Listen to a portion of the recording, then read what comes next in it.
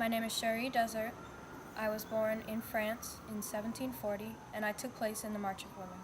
My name is Emily Voissel. I was born in 1740, and I marched in the March of the Women. My name is Zoe Chaffet. I was born in 1739, and I marched with the March of Women. The poorest people of France always had the concern of food. I'm from France, and it was a very terrible time for me to be raising my family there because we had a terrible king, bread prices were very high, and that was what we ate. A group of women, including myself, marched to Versailles and told the king what we wanted.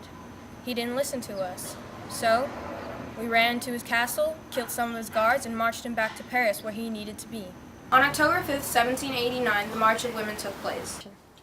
The people of France generally hated Marie Antoinette because of her Austrian heritage and her big spending problem, and some people say that she didn't even know that poor existed, but they hated her, and even if she didn't know, they still hated her, and they had no problem going into the Versailles and trying to capture her and kill her. Well, Marie Antoinette, let's not get started on her. I feel that she wears all these fancy clothes and lives in a big house with nothing. She doesn't care about any other people. She doesn't even know we exist. And I feel I want to be pretty too. I want a big dress, big house, nice family, and food to eat. But I guess I can't get that because at the end of the day, I'm lower class. Why was it called the March of Women? Why was it called the March of the Women? The March of the Women wasn't only a march with women, so why should it be called the March of the Women? I guess if men was marching with women, shouldn't it just be called a regular march? They didn't have any money and they had higher taxes than the rich people. The rich people just lied in their own wealth pretty much. And it was kind of messed up because it was pretty fucked up shit.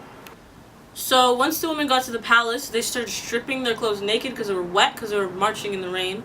And they started hanging them on all of the clean furniture. It was really weird. And they were just running around in their underwear, which wasn't like that. It was kind of just modest because it was underwear, like, you know, long and short, like shirts, and it was okay. It was barely anything. But they were running around naked looking for people to kill, and it was just really strange, basically. And it was really not a symbol to them, but it was definitely a symbol. Like, it's definitely noted in history. So while all this was going on inside, King Louis went outside to his balcony and tried to calm all the people that were rioting down outside.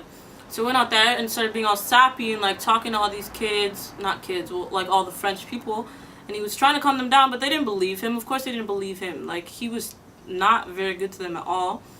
And he was eventually captured for a good 2 years. Crazy.